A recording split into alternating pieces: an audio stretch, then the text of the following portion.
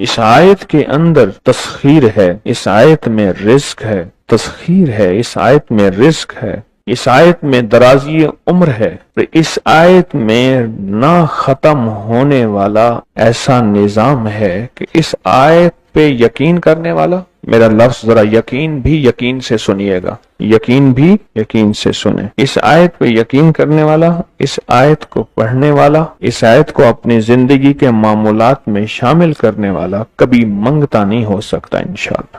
صدیوں سے بادشاہ بننے والے اس آیت، اس وظیفے اور اس تسبیح سے ضرور فیض پاتے ہیں۔ صدیوں سے جو بادشاہ بنتے ہیں، جو شہنشاہ بنتے ہیں، وہ اس وظیفے سے ضرور فیض پاتے ہیں کہ بندہ فقیر سے شہنشاہ بن جائے، بس یہی ہے۔ اور آپ کی زندگی میں، یعنی حضرت امام جعفر صادق کی زندگی میں اس کے بہت فوائد، اس کے بہت فضائل، اس کی بہت برکات اور اس کے بہت کمالات۔ پوچھا کہ اس کا فائدہ کیا ہے، اور میں بس فقیر سے شہنشاہ بنا دیتا، یہ اس کا فائدہ۔ اس آیت کے اندر تسخیر ہے، اس آیت میں رزق ہے، تسخیر ہے، اس آیت میں رزق ہے، اس آیت میں درازی عمر ہے، اس آیت میں نہ ختم ہونے والا ایسا نظام ہے کہ اس آیت پہ یقین کرنے والا، میرا لفظ ذرا یقین بھی یقین سے سنیے گا، یقین بھی یقین سے سنیں، اس آیت پہ یقین کرنے والا، اس آیت کو پڑھنے والا، اس آیت کو اپنی زندگی کے معمولات میں شامل کرنے والا کبھی منگتا نہیں ہو سکتا انشاءاللہ۔ اس سے اگلی بات یہ ہے کہ اس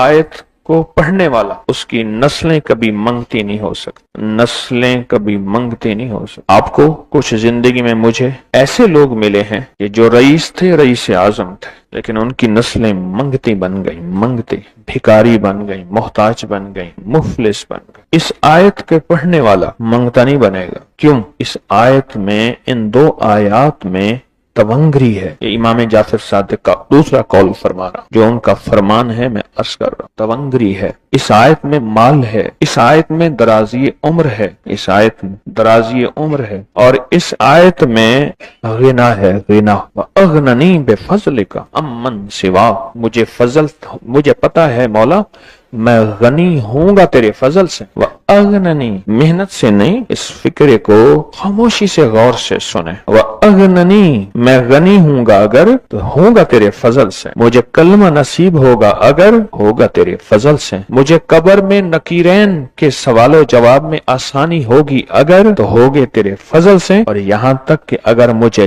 جنت ملے گی تو تیرے فضل سے ملے گی، جنت بھی اگر ملے گی تو تیرے فضل سے ملے گی، جنت بھی ملے گی تو تیرے فضل سے ملے گی۔ اس آیت میں، یعنی ان دو آیات میں غنا ہے، غنا، غنا ہے اس آیت میں، اور اس میں ضرورتوں کا پورا ہونا ہے، حاجات کا پورا ہونا ہے، اور اس آیت میں کفایت ہے، کفایت، ایک بندے کا کھانا 100 میں پورا ہو جانا یہ کفایت ہے۔ 1 روپے سے میری ضرورتیں پوری ہو جائیں، چاہے تو لاکھ کو میرا روپیہ روپیہ کر دے تو میرا اللہ چاہے روپے کو لاکھ کر دے، اللہ میرا چاہے کاک کو لاکھ کر دے، اللہ میرا چاہے لاکھ کو کک کر، کک تنکا۔ سورۃ توبہ کی آخری 2 آیات، لَقَدْ جَاءَكُمْ رَسُولٌ۔ کسی نے حضرت امام جعفر صادق سے پوچھا کہ حضور یہ فرمائیں کہ سورۃ توبہ کی آخری 2 آیات کے فضائل کیا ہیں، فوائد کیا ہیں، اس کے فوائد اور فضائل کیا ہیں؟ فرمایا بس یہی ہے کہ بندہ فقیر سے شہنشاہ بن جاتا ہے، بس یہی۔ کتنے بڑوں نے، مخدوم نوح صاحب حالہ سندھ، بہت بڑی ہستی ہیں، مزار ہے، دربار ہے، مخدوم محمد نوح حالہ سندھ میں، ان کی عمر بہت لمبی تھی۔ کسی نے ان سے درازی عمر کا راز پوچھا، فرمانے لگے میری درازی عمر کا راز سورۃ توبہ کی آخری 2 آیات۔ مخدوم نوح صاحب، جو بندہ یہ درود پاک پڑھے گا، اللہ پاک جل شانہ اس کا خاتمہ ایمان پہ ایسے کرے گا، 70 فرشتے آئیں گے، شیطان بلیات اس سے ہٹائیں گے، کلمہ نصیب کریں گے، روح پروں میں لے کے جائیں گے، اور سبز لباس، سبز کپڑوں میں اعلیٰ علیین میں جا کے اس کی روح کو رکھیں گے، اور قیامت کے دن وہ بندہ ایسے کھڑا ہوگا جیسے نبی کھڑے ہوتے ہیں، اور ایسے چلے گا جیسے انبیاء۔ لوگ پوچھیں گے کون ہے؟ کہا نہ نبی ہے نہ رسول ہے، کملی والے کا ایک امتی ہے جس نے یہ درود پڑھا تھا، اگلی بات عجیب سنیں، یہ درود پاک جو میں ابھی بیان کر رہا ہوں پڑھتا ہے اور میں اللہ جل شانہ اس کے منہ میں وہ نور بھرتے ہیں کہ کیا بنی اسرائیل سے لے کر قیامت تک کے ہر امتی کو بھی نور تقسیم کرے، اس کا نور ختم نہیں ہو۔ اللہ منہ میں نور بھر دیتے ہیں، اللہ دل میں نور بھر دیتے ہیں۔ اور ایک فائدہ اور بتاتا ہوں، اور فائدے ہیں، اور میں یہ درود پاک پڑھتا ہے اللہ پاک اس کی نسلوں میں اور اس میں وسعت تونگری کے وہ دروازے کھولتے ہیں جو کبھی بند نہیں ہوتے، کبھی بند نہیں ہوتے۔ یہ میرے بائیں ہاتھ پہ، میرے لیفٹ سائڈ پہ چوک ہے اور یہاں 2 پلازے ہیں، ان پلازوں کا مالک ایک وقت ایسا تھا، یہاں گلبرگ لاہور میں ایک جگہ ہے، وہاں ایک بندے کے پاس جاتا تھا، اس کو 100-200 چپ کر کے مٹھی میں دے دیتا تھا، وہ مالک تھا۔ ایک وقت آیا قسمہ پرسی میں اور اسی میں موت آ گئی، اسی میں موت آ گئی، اسی میں موت آ گئی۔ جو یہ درود پڑھے گا اللہ اس کی نسلوں میں اور اسے کیا نہیں، اللہ تونگری کے دروازے بند نہیں کرے گا۔ آج تو پتا ہے میں مالدار ہوں، کل خبر نہیں کہ میرے نسلوں سے چھن جائیں اور میری نسلیں فقر فاقے اور غربت میں چلی جائیں۔ آج یہ درود آپ کو عطا بھی کر رہا ہوں، یہ پہلی دفعہ عطا کر رہا ہوں، پہلی دفعہ اس کو ہدیہ بھی دے رہا ہوں کہ میرے حضرت سے، ڈاکیے کی حیثیت سے، کسی بزرگ کی حیثیت سے نہیں، میں ڈاکیہ ہوں، نہ ولایت کا دعویٰ ہے، ہاں ایک چیز ہے، کیا کہ آخری وقت میں اگر کلمہ نصیب ہو گیا تو پھر میں بہترین ہوں۔ تو یہ درود پاک عجب ہے، پہلی دفعہ ہدیہ کر رہا ہوں، بڑوں نے دیا ہے ڈاکیے کی حیثیت سے، ڈاکیے کی حیثیت سے۔ اور اس درود کو زندگی میں ایک دفعہ پڑھ لیں، روز ایک دفعہ پڑھ لیں، اللہ کبھی تونگری کے دروازے بند نہیں کرے گا، انشاءاللہ انشاءاللہ انشاءاللہ۔ یہ درود اتنا طاقتور ہے، تونگری، مال، دولت، رزق، عزت، صحت، وقار، شان و شوکت، اللہ تونگری کے دروازے یعنی اس چھوٹے سے وعدے کی گہرائیوں میں جائیں، آپ نہیں جا رہے، توجہ نہیں کر رہے، اللہ کبھی تونگری کے دروازے بند نہیں کرے گا۔ وہ تونگری سے مراد روز رزق ہے، وہ صحت ہے، وہ عزت ہے، وہ وقار ہے، وہ معاشرے میں شان و شوکت ہے، وہ زندگی کا کوئی نظام ہے، اللہ کبھی تونگری کے دروازے بند نہیں کرے گا۔ یہ ایک درود ہے اور فضائل درود شریف میں شیخ الحدیث نے اس کو لکھا ہے، یہ ایک درود ہے، وہ اس کے عجیب کمالات ہیں۔ اکثر میں نے آپ کو دیکھا نا، درس میں شروع کرنے سے پہلے میں یہ پڑھتا ہوں، اور میری زندگی میں ایک واقعہ ایسا ہے کہ میں نے اس درود کے فوائد بیان کیے ہیں، زندگی میں صرف غالباً ایک بار اس درود پاک کے فضائل، برکات اور کمال بیان کیے ہیں، شاید ایک دفعہ۔ عجب درود ہے، اللہم لک الحمد کما انت اہلہ، اے مولا میں تیری حمد کرتا ہوں جتنا تو اس کا اہل ہے۔ اللہ کی اہلیت کتنی ہوگی، اللہ کی عظمت کتنی ہوگی، اللہ کا وقار، اللہ کی شان و شوکت، اللہ کا غلبہ کتنا ہوگا، کوئی گمان کر سکتے ہیں؟ فصلی علی محمد کما انت اہلہ، اور سلام بھیجتا ہوں، درود و سلام بھیجتا ہوں محمد پہ جتنا وہ اہل ہیں، جتنا ان کی عظمت ہے، جتنا ان کا وقار ہے، جتنا ان کی شان شوکت ہے۔ وَفَلْ بِنَا مَا أَنْتَ أَهْلُهُ، پھر تکرار کر رہے ہیں، إِنَّكَ أَنْتَ أَهْلُ التَّقْوَى وَأَهْلُ الْمَغْفِرَةِ، آپ سے بڑا تقوی والا کون ہے، آپ سے بڑا مغفرت والا کون ہے۔ یہ درود پاک جب بندہ پڑھتا ہے، میں نے اس کے فضائل بتائے تھے، اس کے کمالات بتائے تھے، آج میں اس کے صرف 2-3 فضیلتیں بتاتا ہوں، پھر ہم اس کو مل بیٹھ کے پڑھتے ہیں۔ اور میں جب یہ بندہ درود پاک پڑھتا ہے جب اس کی موت کا آخری وقت ہوگا، موت کی آخری ہچکی کو ذرا غور سے سن، موت کی آخری ہچکی کو ذرا غور سے سن، زندگی بھر کا خلاصہ اسی آواز میں ہے، زندگی بھر کا خلاصہ اسی آواز میں ہے۔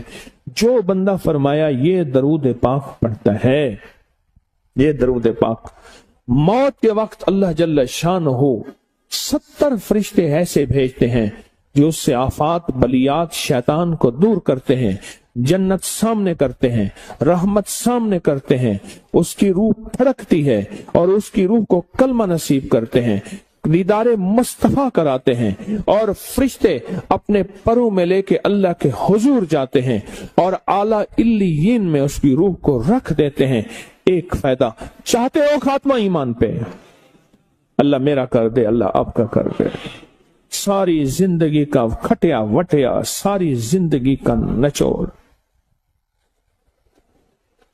मैं उस दिन एक जगह गया, बहुत बूढ़ा आदमी, बहुत बूढ़ा आदमी मुझे कहने लगा अब्बा जी को समझाएं। अब्बा जी से नमाज गई, अब्बे से तस्बीह गई, सारा दिन उसके साथ गैर महरम के साथ सारा दिन मोबाइल पे अब्बा लगा हुआ है। अब्बे को आप ही समझा दो। अब्बे की जो पेंशन आती है 50,000 से ज्यादा, वो भी वहां लगी हुई है और सब कुछ खत्म हो गया। अब्बा बिल्कुल ना मिल्क मुल्क अते माल दे, ना साल दे, ना बाल दे, हर दम खुदाई ख्याल दे। पता नहीं कहां कहां अब्बा घूमा हुआ है और कुछ ही दिनों के बाद उसी हालत में अब्बे की मौत हो गई। अल्लाहुम्मा लकल हम्दु कमा अंत अहलुहु फसल्लि अला मुहम्मदिन कमा अंत अहलुहु वफ़अल बिना मा अंत अहलुहु फ़इन्नका अंत अहलुत तक़वा व अहलुल मग़फ़िरा। वादे इंशाल्लाह पूरे हैं। क्यों? वादे करने वाला सच्चा, वादे सच्चे, वादे करने वाला सच्चा, वादे सच्चे। और इंशाअल्लाह अगर हम सच्चे नहीं तो कलाम सच्चा। एक वक्त आएगा ये सच्चा कलाम फिर सच्चा बना देता है। कहा सुन लेना, पहले रिया आती है, फिर इखलास आता है, पहले आदत आती है, फिर इबादत आती है। आदतों बना ले। सूरत फातिहा 40 बार पढ़े या एक बार पढ़े, अवल आखिर 3 दफा दरूद पाक के साथ। सरकार का फरमान है, फरमाया जो सारे कुरान में है वो सूरत फातिहा। सारे कुरान की जेर जबर सूरत, कुरान की 114, कुरान के रकू, कुरान की मंजिलें, कुरान की आयात, जो सारे कुरान में है वो किस में है? और जाओ जो सारी सूरत फातिहा में है वो इय्याका नअबुदु व इय्याका नस्तईन है। और इय्याका नअबुदु व इय्याका नस्तईन का माना क्या है? मौला बंदा तेरा, गुलाम तेरा, बंदा तेरा, गुलाम तेरा, मजबूर तेरा, मातहत तेरा, फिर दर किसी और का, फिर अपने दर से ना हटा। मौला मुझे दर दर का गुलाम ना बना, तेरे दर का जो भी फकीर है वही दो जहां का अमीर है। उसे बादशाहों से क्या गरज जो गदा है शाह जहान है। मौला फिर अपने दर का गुलाम बना। इय्याका नअबुदु, आपने एक बार सूरत फातिहा पढ़े, सुबह जब भी उठे सूरत फातिहा पढ़ लें। सूरत फातिहा को इय्याका नअबुदु व इय्याका नस्तईन से आगे नहीं पढ़ना, यह गौर तलब बात है, बस यहां तक पढ़ना है। उसके बाद सारा दिन वुजू बे वुजू, लम्हा बा लम्हा, साथ बा साथ, हर हालत में इय्याका नअबुदु व इय्याका नस्तईन को दोहराना है, पढ़ना है। अपने मकसद, अपनी मुश्किल, अपनी परेशानी, अपनी नाकामी, हालात की सख्तियां, तलखियां, कोई भी जिंदगी का मसला है, आपने इय्याका नअबुदु व इय्याका नस्तईन को पढ़ना भी है, दोहराना भी है और करना भी है। आए हम बैठ के, अगर आप जज्बे के साथ बावाज़े बुलंद, जज्बे के साथ बावाज़े बुलंद, जज्बे के साथ बावाज़े बुलंद मेरे साथ पढ़ेंगे इय्याका नअबुदु व इय्याका नस्तईन।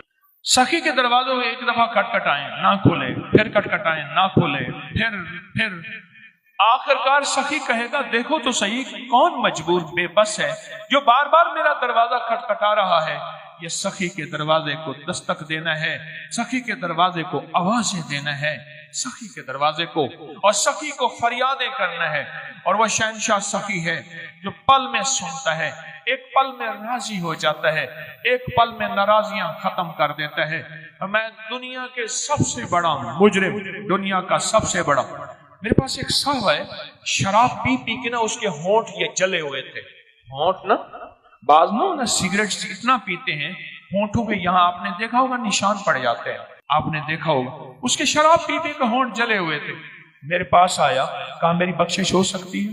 کیوں کیا ہے؟ کہنے لگا زندگی شرابوں میں گزری ہے، شراب کے علاوہ جو بھی شراب کے ساتھ ہے اسی میں گزری ہے، بخشش ہو سکتی ہے؟ تو میں نے کہا میں نے بخشنا ہے، تجھے پتا نہیں وہ کتنا بڑا کریم ہے۔ میں نے یہی آیت بتا دی، یہی عمل بتا دی، یہی آیت بتا دی، یہی عمل بتا دی، یہی عمل بتا دی۔ میں نے کچھ چیز نہیں کھائی، کوئی ایسی چیز ہماری ایک دوا ہے 70 شفائیں، وہی کھائی، آپ کو اندر خود ہو سیدھا خود مقام آ بات ہے کہ کھایا کیا ہے، وہ 70 شفائیں کھاتا ہوں نا تو کچھ گلا ٹھیک ہو جائے۔ میں نے کہا ایسا کرو، یہی عمل کرو۔ کہنے لگا نہیں زیادہ نہیں کر سکوں گا۔ میں کہا جتنا ہے کر لیں، لیکن اس نے زیادہ کیا۔ قدرت کا نظام دیکھیں، کچھ ہی عرصے بعد بیمار ہو گیا۔ اس وقت جب میرے پاس آیا تھا وہ 70 سے آگے بہت سارا نکل گیا تھا، بابا تھا، اپنے علاقے کا بڑا چودھری تھا، بہت بڑا چودھری تھا، قوم کا جٹ تھا، چودھری تھا، بڑا دبنگ آدمی تھا، بندوں کو سیدھا کروا دیتا تھا وغیرہ وغیرہ۔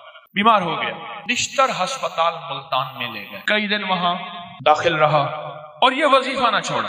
کہنے لگا مجھے مسجد میں لے چلو، میرا دل کہتا ہے مجھے مسجد میں لے چلو۔ مسجد میں گیا، نماز کا وقت نہیں تھا، محراب میں چلا گیا، محراب میں جا کے ایسے سجدے میں گر گیا اور سجدے میں گر کے زور زور سے پڑھنے لگا ایاک نعبد و ایاک نستعین، ایاک نعبد۔ پھر اس کی آواز آہستہ آہستہ کم ہو گئی اور کچھ دیر کے بعد آواز ختم ہو گئی۔ دیکھا تو اللہ کی امانت اللہ کے پاس چلی گئی۔ میں نے ایاک نعبد و ایاک نستعین پڑھنے والوں کے خاتمہ ایمان پہ دیکھے۔ ایک صاحب نے مجھے اپنا مشاہدہ بتایا، مجھ سے کہنے لگے کہ میں باہر ملک رہا، ابو ظبی بہت عرصہ رہا۔ کہا کہ میں زندگی میں ساری عمر وہاں رہا، مال بھیجتا رہا، پیسے بھیجتا رہا، سال کے بعد آتا تھا۔ آخر کار میں نے کہا اب وہاں جا کے وقت گزاروں اپنے مقام پہ۔ میں پھر اپنے وطن میں آ گیا۔ کچھ ہی عرصے کے بعد مجھے پتا چلا کہ میرے پاس تو کچھ بھی نہیں ہے، جو کچھ تھا وہ سب لوگ کھا گئے، اور اگر جائیداد بنائی تو انہوں نے اپنے نام بنائی، میرے پاس کچھ بھی نہیں۔ مجھے جب یہ غم لگا تو شوگر ہو گئی اچانک، اور پھر بلڈ پریشر ہو گیا، نیند چلی گئی، ذہنی سکون ختم ہو گیا، ذہنی طور پہ پریشانیاں، حالات ختم، اور ناکامیاں اور مسائل میرے پاس آ گئے، اور کہا اسی الجھن میں، بیماریوں میں مبتلا ہو گیا، دکھوں میں